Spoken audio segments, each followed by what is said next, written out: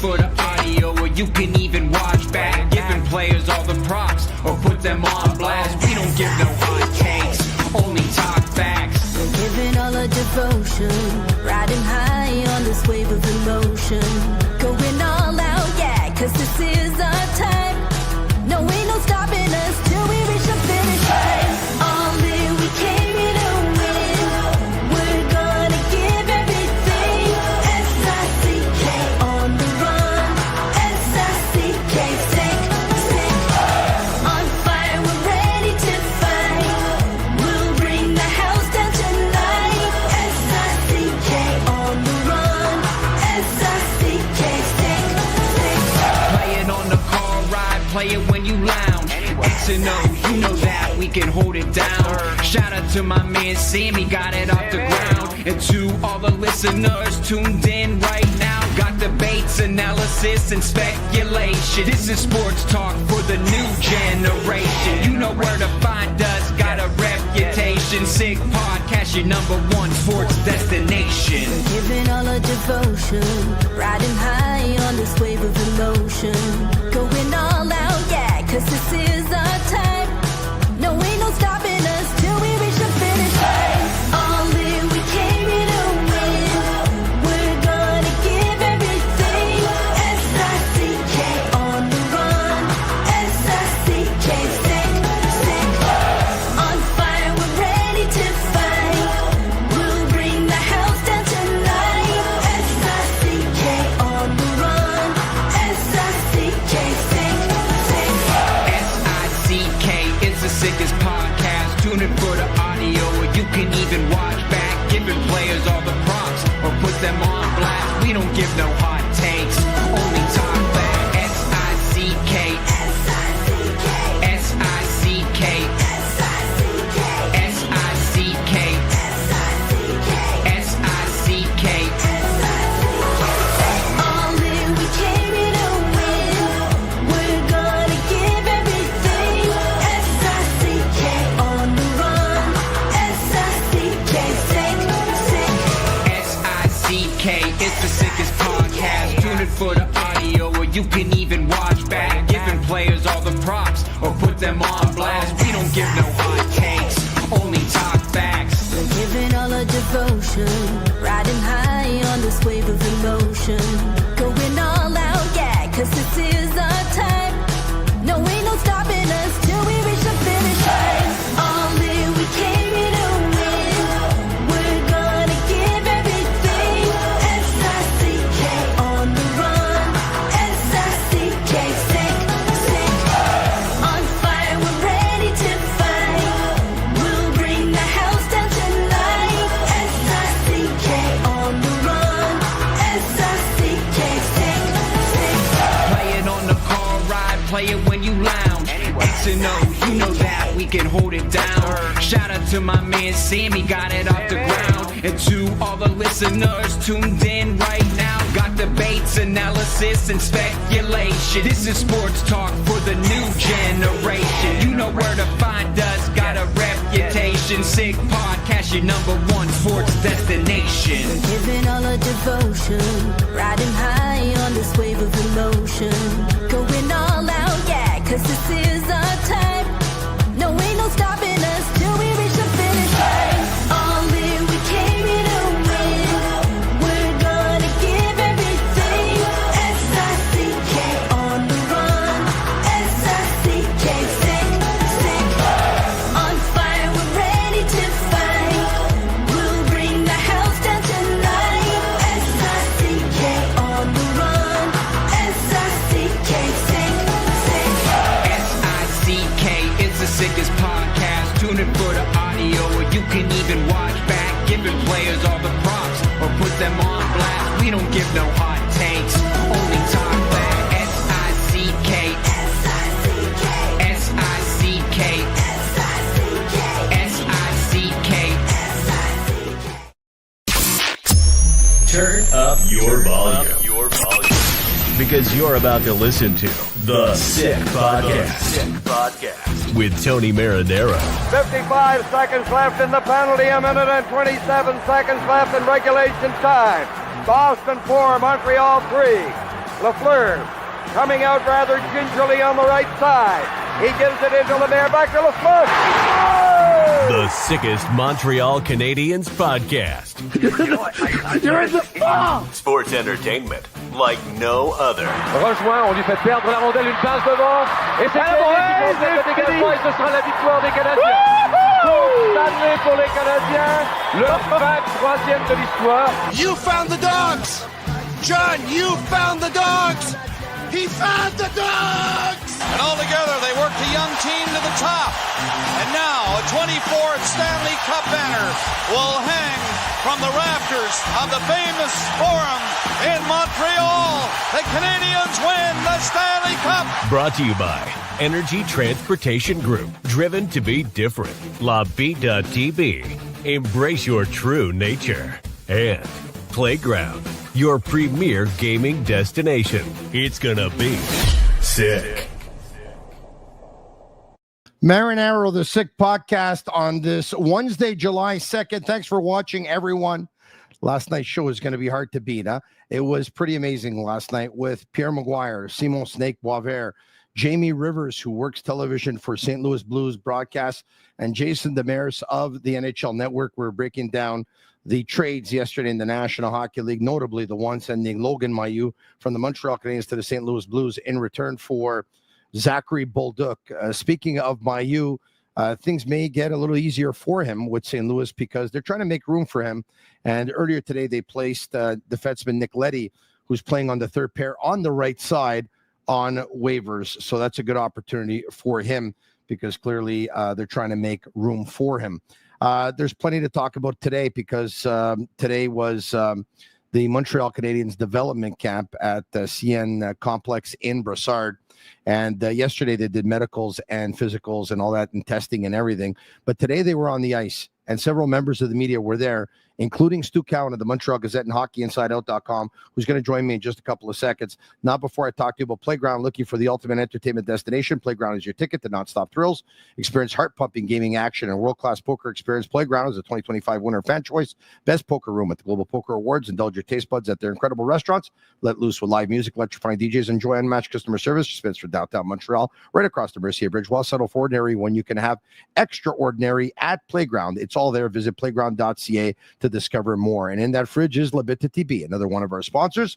They launched a new Ultra Lager. It's a refreshing, thirst-quenching beer, perfect for the summer with only 90 calories, 2 grams of carbs, 4% ABV per can, available in a pack of 6 and 12 in grocery stores all around the province of Quebec. Ultra light, ultra refreshing. Without further ado, let's bring him in from the Montreal Gazette and HockeyInsideOut.com. Stu Cowan, how are you? I'm doing well. Development camps, I always enjoy covering it. It's a lot of fun getting to see these kids for the first time. They're so excited. They're excited to talk to the media also. And it's also just a reminder about how young these kids are when you see them up close. They're babies, really, teenagers. They are. You know what I find fun, though, is that we had a chance to see some of them last year, and they look like babies. They look like teenagers. And this year, in 1 year, you could tell, wow, you know what? They grew a lot. Like, I'm going to give you an example, right? Michael Hage, he looks different than he did a year ago. He does. And I spoke with his coach about a week and a half ago for a column I wrote. And he was talking about how it's hard to put on weight during the season in the NCAA, just with all the other stuff they have going on. But he said that Hage was attending their postseason workout camp with the strength coach and said he was really doing well. And I asked Hage about it today, and he said he's put on 10 pounds since the season ended. So this is the perfect time for him when you're not on the ice all the time to hit the gym regularly and work out well. So 10 added pounds for him. And that was one of the big things when the Canadiens drafted him. The skills there, you could see it again on the ice this morning. Just needs to bulk up a little bit, and he's getting there. You know what? We have, speaking of Michael Hage, why don't we get to it? We have a video clip.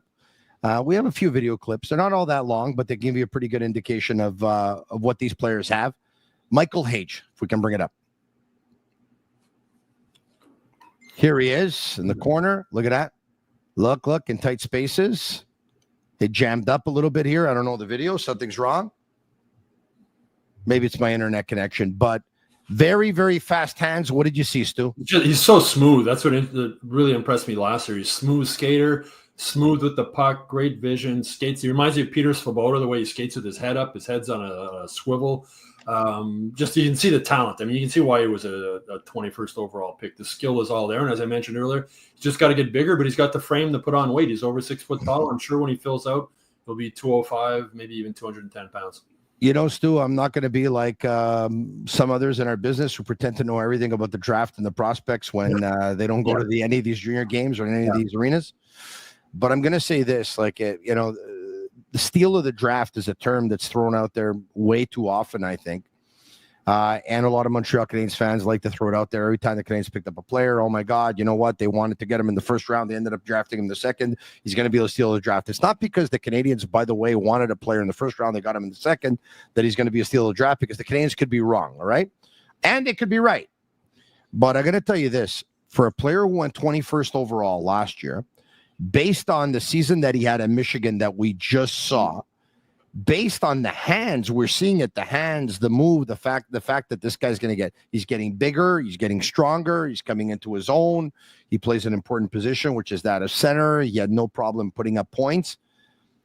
I think there could be a few directors of amateur scouting that are going to look back and they're going to say, why didn't we take this guy before he went to 21? Yeah, and I'm like you, Tony. I don't pretend to know a whole lot about these kids. I don't follow junior hockey that close. I watch the World Juniors and whatnot. I don't see these kids play. That's what's sort of fun about development camp, just watching how guys jump out. I remember Cole Caulfield's first development camp. He came down the wing. I remember seeing him at the draft. He was so small. He walked past me. I said, man, I can't see this kid playing in the NHL. He's just too little. That first development camp, he came down the wing. He fired a shot. The goalie didn't even see it. Hit him off the shoulder, went over, and everybody in the press box went like, wow.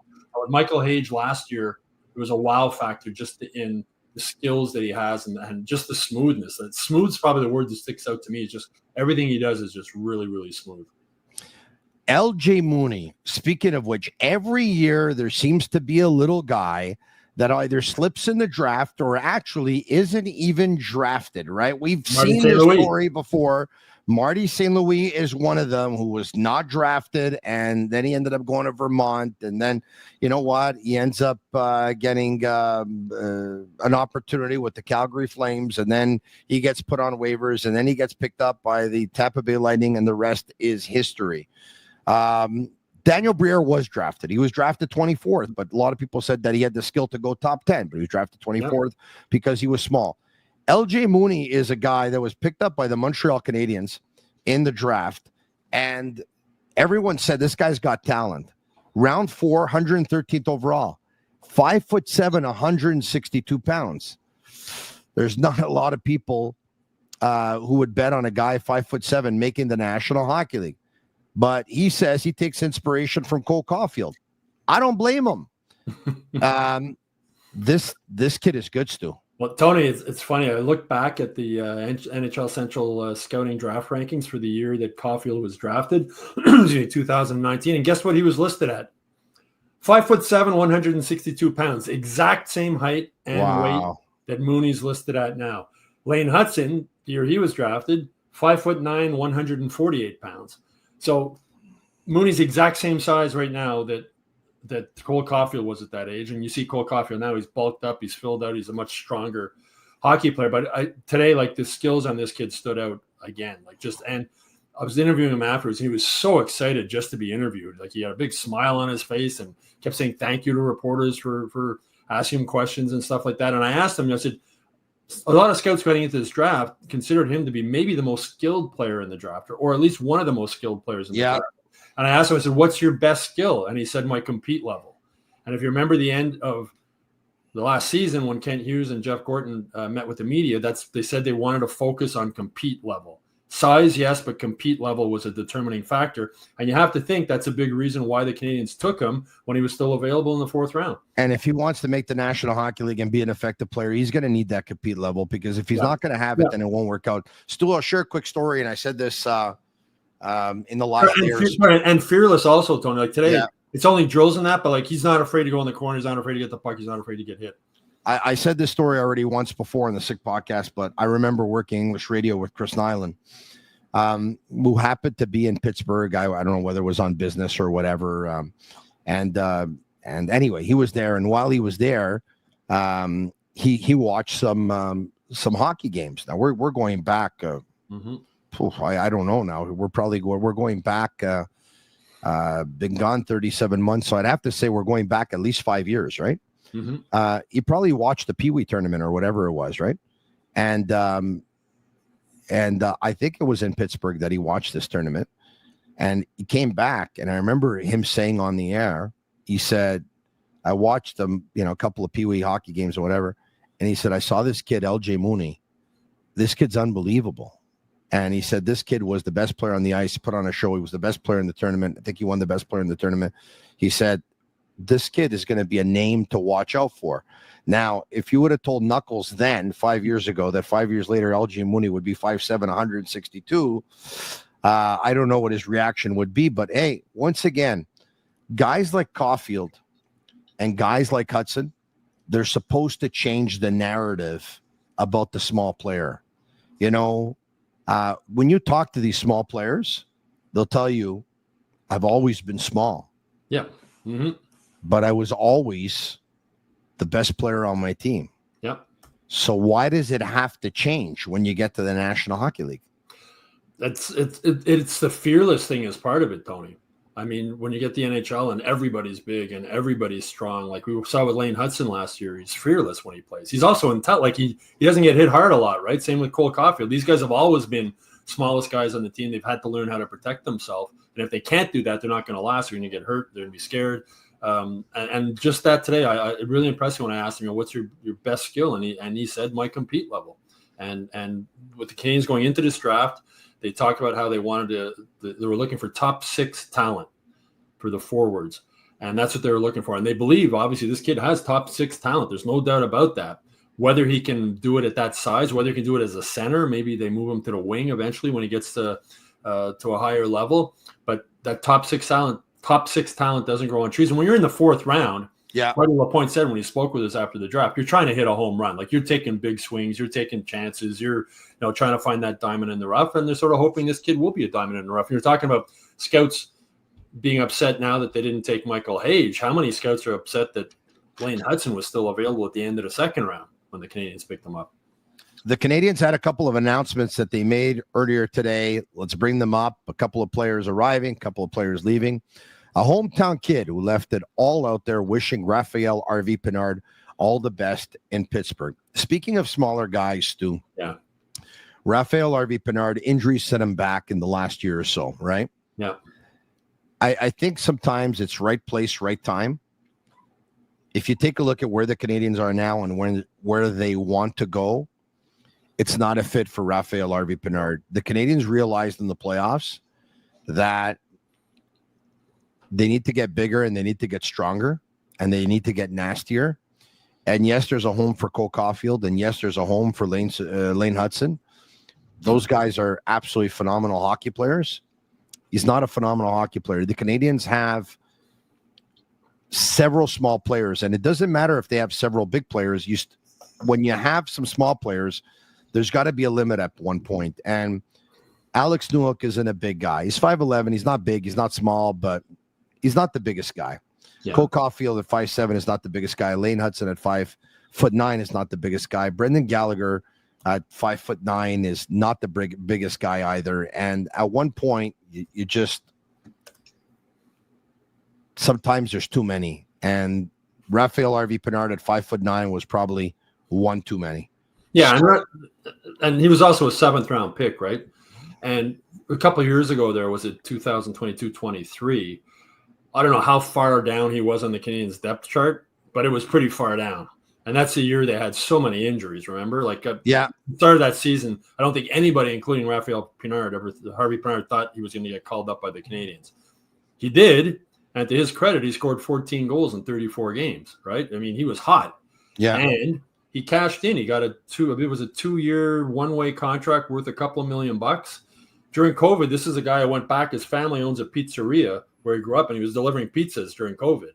So to go from that to getting the money, and then last summer he plays softball, breaks his leg playing softball. That's crazy. No, I mean, what are the odds of breaking your leg playing softball, right? I'm sure he was out playing charity thing or a fun softball game, breaks his leg. That set him back also. But you're right. There simply wasn't a place on this team right now for Harvey Pinard. Pittsburgh's picked him up. I wish him all the best moving forward. Nice kid to be around. He's had to work hard for everything he's ever gotten. That broken leg really set him back. It allowed other younger guys to come up and pass him on the depth chart, and there just wasn't a place for him. I watched him play a couple of games in Laval last season. he was okay. Like, he didn't stand out. Like, the couple of games I went to, Florian Jacki stood out. He was outstanding. Harvey Pinard had 5 goals in 40 games last year in the AHL. So, the writing was on the wall that his days in Montreal were over. You're right. 5 goals in 40 games, 19 points in 40 games. And you take a look at Owen Beck that had 44 points in 64 games, 44 points for Sean Farrell, 45 points for Jared Stevenson, 56 points for Laurent Dauphin, 63 points for Alex Barré-Boulet. If Raphael Harvey Pinard wanted to be a full-time member of the Montreal Canadiens, he had to be, the top point getter in Laval or second in scoring with Laval. He was just, unfortunately, he was never able to get back on track. And maybe this brand new fresh start, and hopefully for him, he can play with some good players, and change of scenery will do him well. Yeah, and not only not a spot with the Canadiens, not really a spot with Laval for him moving forward. I mean, we have a veteran guys like that, like the Barré-Boulets and Laurent Dauphins, those guys. You expect them to carry your offense, right? You expect them to be the leaders. And you look at Florian Jacki, playing his first year in the AHL, scored 24 goals, basically playing on the third or fourth line most of the time. So his time came up, and hopefully he can do something in Pittsburgh and keep his career going. But for him, I'm sure he's happy that just another team is willing to take a chance on him at this point. All right. There were other announcements for the Montreal Canadiens earlier today.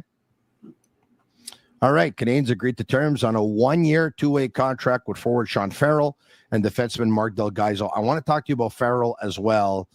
He had a pretty decent regular season. We just talked about it with Laval Rocket, 20 goals, 24 assists, 44 points. Stu, I wasn't crazy about the playoff that he had as the series went on and the competition got stronger. Talk about a small guy who the playoffs just exposed, unfortunately, him a little bit.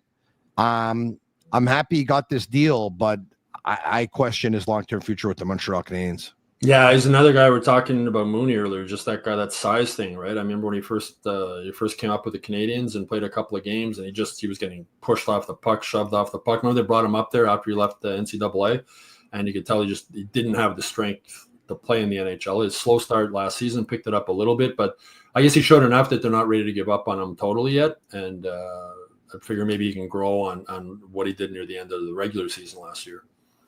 All right, okay. So, and Mark Del Gaizo. Now, who is Mark Del Gaizo? Well, why don't we ask Pierre Maguire? Earlier today, Pierre Maguire and Jimmy Murphy on the Sick Podcast, the Eye Test, one of the viewers asked, what can you tell me about Mark Del Gaizo? And, of course, Pierre saw him play, and he told you, what color socks he wears, and just kidding. Go ahead. Anybody Pierre didn't see play, it's unbelievable. Let's listen to Pierre Maguire. From the state of New Jersey, went to University of Massachusetts at Amherst. One of Coach Carvel's favorites. Watched him play a ton. And what I would say is he's got heart, he's got character, he's got courage. He's a smart player. He doesn't make a lot of mistakes. Nothing cute, nothing super fancy. Yep.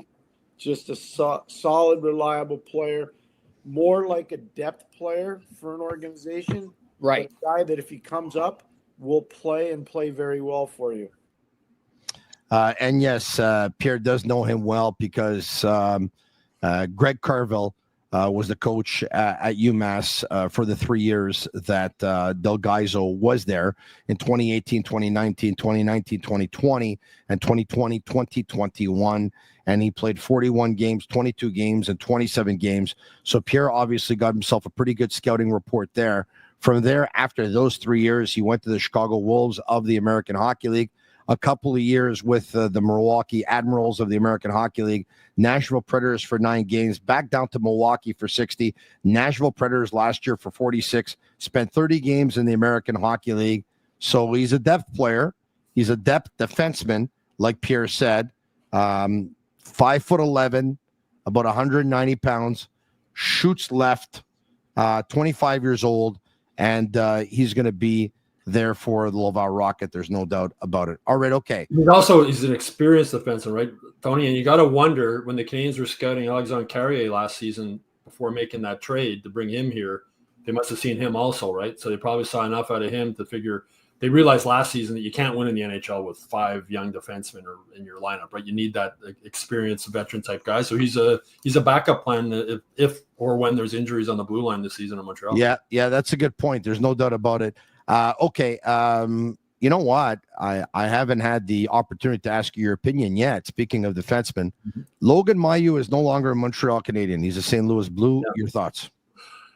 Interesting listening to George Armstrong speak yesterday, because he said that, the year of the draft when the Canadiens started off that firestorm when they decided to draft Logan Mailloux 31st overall after he had said he didn't want to be drafted after the sexual charges he had against them in Europe, Armstrong said that they had thought about taking Mailloux with the 17th pick, but his legal issues or whatever and him asking not to be drafted weighed into them not taking him.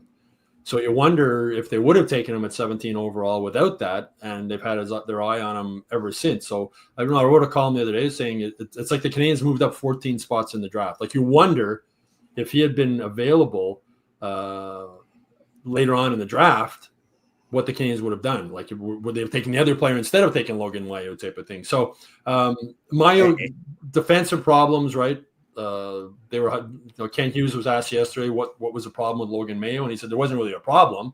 He said we have depth on defense. We needed. Well, it's very classy of Kent to say, but obviously that there's things the Canadiens didn't like in his game, but Kent won't tell you that because he's a classy guy. But let's be honest, there's things they didn't like in Mailloux's game, and that's why he wasn't here, because we're talking about a guy who's got all kinds of physical and athletic attributes and can shoot the puck through a brick wall. Yeah. So why wasn't he here? And we're also talking about a guy who's a right-handed defenseman where the Canadiens had to take so many guys who shot left last year to play the offside. Caden Gooley had to do it. Mike Matheson had to do it. Struble had to do it. Lane Hudson had to do it. So, look. Well, defensively, I mean, and Hughes said that. He says, he had defensive problems. His rookie season, he had great offensive numbers. He struggled defensively. They asked him to work more on his defense last season, which he did. As a result, his offensive numbers came down. But you're right. I mean, on their depth chart, Jaden Struble was playing ahead of him. Jaden Struble was a second-round pick, I believe, ahead of a guy who was a first-round pick. All right, okay. And on Bolduc, what do you think? Yeah, I think that I like the trade because from reading about him and learning about him, like his forecheck is one of his strong points. He's physical. He plays like Heineman a bit, right? Heineman, I think, is a player I don't think the Canadiens really wanted to give up. He was really important in that trade that when the Canadiens brought him here, he's a player that Kent Hughes wanted. I think he's a replacement for Heineman. He's proven himself. He scored 19 goals last season, despite only averaging less than 13 minutes of ice time per game. He also played the bumper spot on the power play, which he said he found himself. He got comfortable there as the season went on. There was 7 of his goals he scored last season were on the power play. Local kid, bringing him back home. 17th overall pick in the draft. I mean, the Canadiens are loaded now with players who were former first-round draft picks, and they're young, most of them too. So I think it's a great move. I mean, there wasn't a spot for Logan Mailloux on this team, especially after the trade. And this brings in a forward who has the potential to be a top 6 forward. As I said, if he comes to the Canadiens and plays on the third line and scores 19 goals, that's all right. Yeah. Who do you see him playing with? That's a really good question. At this point, with no second line center, he's played center before, right? Like he played center with the Ramparts his first 2 years, and Hughes mentioned that at the news conference too. There's a hole now between Gallagher and Anderson, right, on that third line. You got to figure if they don't do anything, they're going to try Kirby Dach again at center on the second line. So I'm wondering if maybe they slot him in at the third line with those two guys, maybe bump him up to the second line. It's going to be interesting to see because the center thing, Kent Hughes said yesterday, Newhook, he sees Newhook as a center going into next season. Yeah. So it's gonna be interesting to see what they do. Do they bump Gallagher down to the fourth line and play Newhook with Anderson and Bolduc? They got a lot of options going into next season, both on the blue line and with the forward line combination. I think I saw Anthony Martineau earlier this evening on Application X, right, that he sees Kirby Dach centering the second line with Demi Dobb on the right and Bolduc on the left, and actually had Patrick Laine on the third line. That's possible. Now, on that note, Kirby Dach was there earlier today at Habs development camp, and we have some video.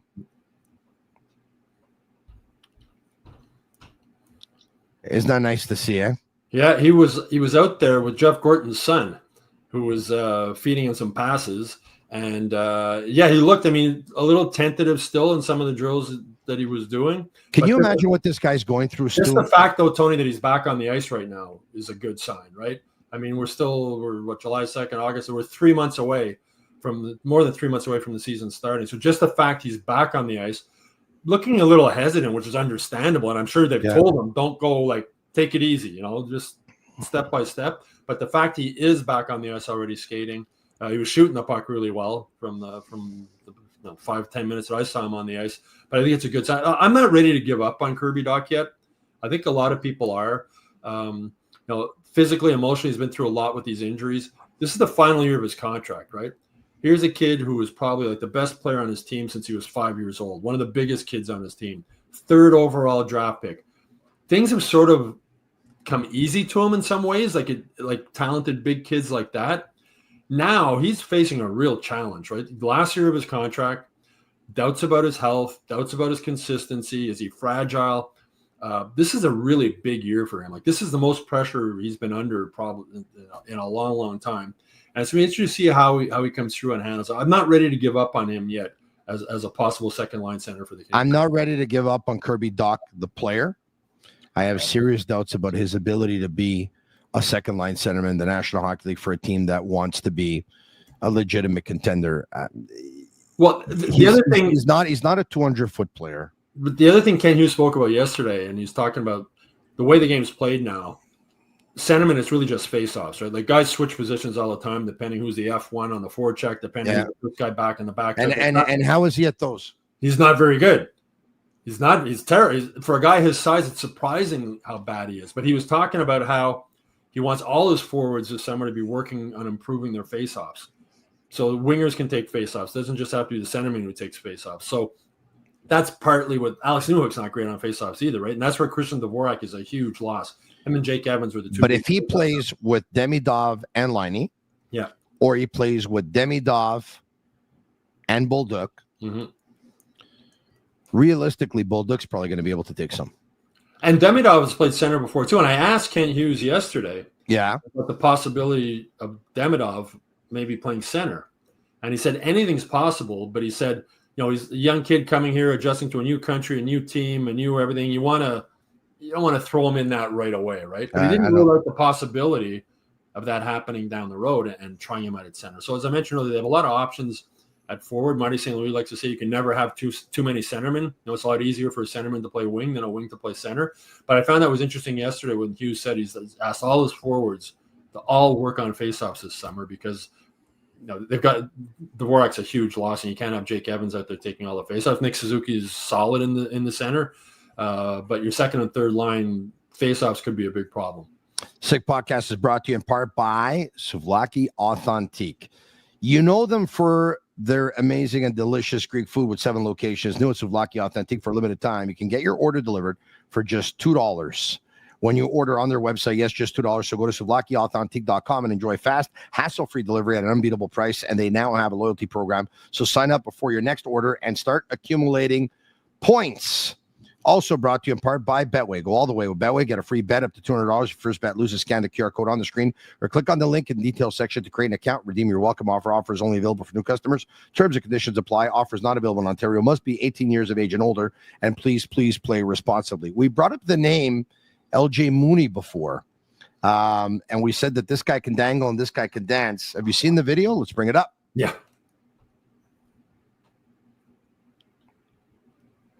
Look at him.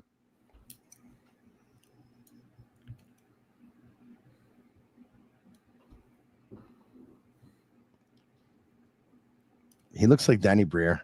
He does. Right? I'll tell you a funny Danny Briere story because Blair Mackesy, a buddy of mine, and he coached Drummondville. Yeah. Briere went there. And he said the first day of training camp, he thought Briere was a stick boy. He said he was like 130 pounds soaking wet. And it was actually, Blair was then with Arizona as one of their scouts. Yeah. He drafted him. He's the reason why Arizona drafted Danny Briere. But I remember him telling me the first training camp with Drummondville, this kid walked in like, he said he was like 5'6" and 125 pounds or something. And then he said, the first, he said he was thinking, man, how's this kid going to play in junior? He said the first preseason game, he had like 6 points. Danny Briere, by the way, is listed at 5'10". I'm not so sure about that, but they're both right-handed shot centermen. Mooney's 5'7", Briere 5'10". Once again, I'm not so sure about the 5'10" for Briere. He came in at 180 pounds, 181 pounds. Mooney at about 162. But I just see that video, and he just moves like Danny Briere. It's unbelievable. He was asked today if he's had any word that he's going to grow. Remember Lane Hudson went to doctors before the draft and they said he would have a burst, and he says no, and he said it doesn't matter. Like he's got confidence to him that if he grows, he grows. I mean, he's obviously going to have to put on weight.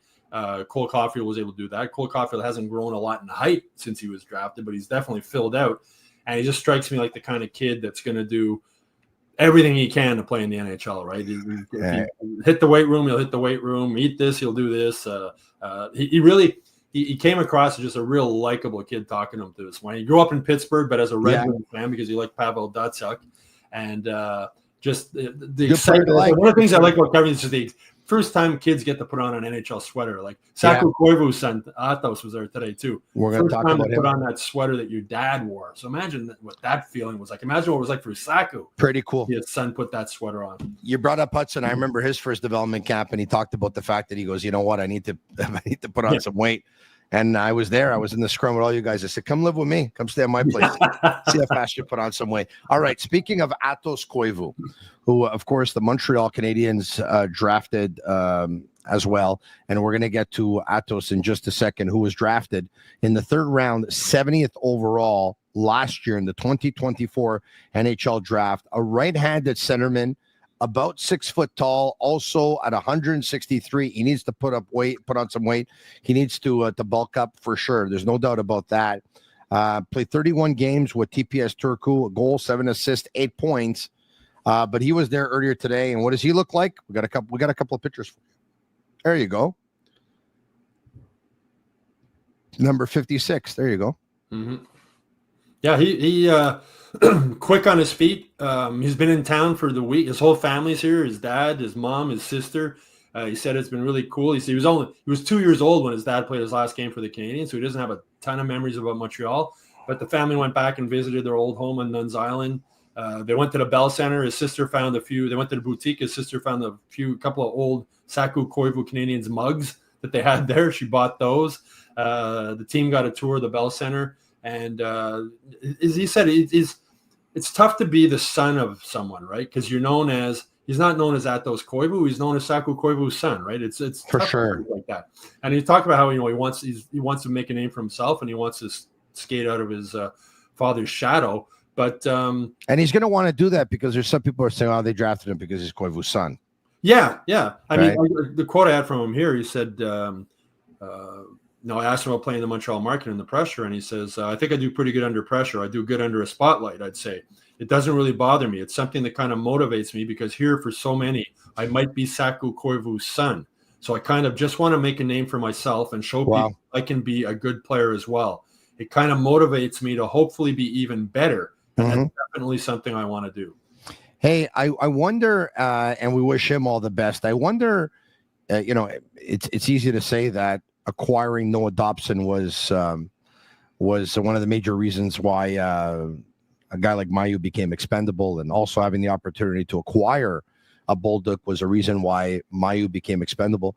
But I'm wondering if Bogdan Kanushkov had anything to do with it. You talked about right-handed defensemen, right? Everyone talked about Reinbacher and Mailloux. Not too many people talking about this guy. He's 22 years old. He's 6 foot tall. He's about 175. He's a 4th round pick, 110th overall in the 2023 draft. He is a right-handed defenseman. He was there earlier today. We have a clip.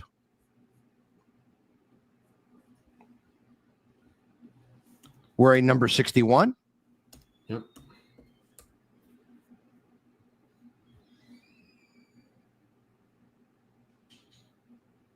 All right, there you have it. Did you have a chance to talk to him? I didn't. I didn't speak with him today. I saw him briefly on the ice, sort of noticed the name was standing out, but I didn't see enough of him to really have any kind of comment on him. Who did you have a chance to talk to? Nick Bobroff, though, when he met with us after the draft, one of the things he said is that they realized that they're stockpiling right-handed defensemen. they realized the value of those, and at the draft, that's something this year they focused on. And here's a guy from a previous draft, the right shot defenseman that they also have. Stu, speaking of right, how about this right winger? I don't know when Tyler Thorpe is going to be ready to play with the Montreal Canadiens, but man, he's got that size that you're looking for. He's 6'4", 215. By the time this guy breaks it to the National Hockey League, he might end up being 6'5", 230, 225, 230. He's a huge, huge man. They drafted him in the 5th round, 130th overall last year at the draft. And we have a clip or two here of Thorpe. Look at him by the goalie. Yeah, I think that's my video from Twitter this morning. Yeah, that would make sense because I took the videos from you and from Anthony Martineau of TVA Sports. So I want to give you guys credit. This is taken 5 minutes after I sat down, maybe less. I sat down, I looked up, and I went, "Who is that? This is just towering above everybody." And then I saw who it was, and then I filmed this little video of him here. Watch this next video. Boom. Yeah. Goes into the boards and fights for a puck. He's a legitimate 6'5", because I'm a shade over 6'3", and I walk by him and he's taller than me. So he's a legit 6'5", legit 212 pounds. Played in Vancouver Giants last year, 27 goals. But what's also interesting, he played a game in Laval at the end of the season, and he got 2 assists in a game in Laval, the one game they called him up. So the Canadians obviously, you're not going to call up a kid like that and throw him into a game in Laval unless he's somebody you have your eye on and you think has the potential to move up. Stu, in ending, is there anything else that stood out at Habs development camp earlier today in Brossard? Well, the other kid who really impressed was Hayden Popanakis. I hope I pronounced that right. Yeah. 6'5", 203-pound center, First Nations kid. And, the Canadiens said that one of the things they want at the end of the last season, we're looking for size and compete level. And I spoke with him today, and I said, "You definitely got the size." And I said, "How's your compete level?" And he said, "It's one of my strengths." And he said that in all the meetings they've had since his development camp has started, the coaches have been telling them compete is the number one thing. If you're not going to compete, there's not going to be a spot for you on this team moving forward. So that's something they're drilling into. Here's a kid, 6'5", 203, a centerman, split last season between Spokane. Yeah. Kelowna, had 22 goals in 71 games. And he's a big, lanky kid, like 6'5", 203. I can see this kid filling out to being 225 easily just by looking at his frame. And a tough kid. And somebody to keep an eye on moving forward because, I mentioned to him, Canes traded up to get him too. Yeah. In the 3rd round. And Stu, speaking of compete, if that was the word today at development camp, and that's what they want to see. I saw a clip earlier today on social media, and I think it was William Shukri who put it up, and I hope I'm pronouncing that correctly. And it's a clip that shows 5'7", 162-pound LJ Mooney going into the boards and winning, battling for a puck with 6'2", 202-pound Matthew Wang. And Mooney coming away with the puck. And that's got to be things that just, the management team must look at that and they must just love to see that from Mooney. And that's Mooney was blocking shots today too. It's like on a development camp. This kid's compete level is he's 5'7", but his compete level is a lot bigger than that. If there's one player who today, when you left CN Complex in Brossard and you said, you know what, this kid really impressed me today, would it be Mooney? Yeah, because, we had heard about going into the draft about, scouts saying that the skill level was right up there. If he was bigger, he'd be a first-round pick, et cetera, et cetera. That's a kid you're going to keep an eye on, right, the first day. And, the skill level was obvious. And it'll be interesting tomorrow to see him because they're going to scrimmage tomorrow at 11 o'clock in Brossard. It's open to the public. So I'm looking forward to seeing how he does tomorrow in a scrimmage playing against some of these bigger guys at the development camp also. But again, the compete level, when Kent Hughes and Jeff Gorton said it at the end of the season, they meant it. And speaking with Papanenkis today, that's what he said. Like they're drilling it into him at this camp. We don't care how big you are. We don't care where you were drafted. If you're not going to compete, there's not going to be a spot for you. Probably see you there tomorrow. In ending, Kent Hughes said a couple of days ago, or yesterday, actually, it just seems like a couple of days. He said yesterday that the Canadians are better right now than they were 1 year ago. Yeah. You agree? I do. They're young. That's the question. They're young, and they got The center position is still a question mark, but just from an overall talent level, yeah, they're better now than they were at this point last year. Stu Cowan, thanks for doing this, man. I'll see you tomorrow. All right, Tony, take care. Cheers. There you have it. Special thanks to all of you. Special thanks to our sponsors. Energy Transportation Group is one. Playground is another. Bittt Tibi is another. Souvlaki Authentique is another. And so is Betway and Betway Canada. Thank you very much. If you like the podcast tonight, leave us a 5-star review on Apple. It's our way of feeling the love. For producer Shane and Master Control, it's a sick podcast. I'm Marinaro. And that's a wrap. Hope you don't miss us too much until next time. Follow the Sick Podcast with Tony Marinaro on YouTube, Instagram, Facebook, Google Play, and Apple Podcasts. The Sick Podcast is brought to you by Energy Transportation Group, driven to be different. LaBita.tb, embrace your true nature. And Playground, your premier gaming destination.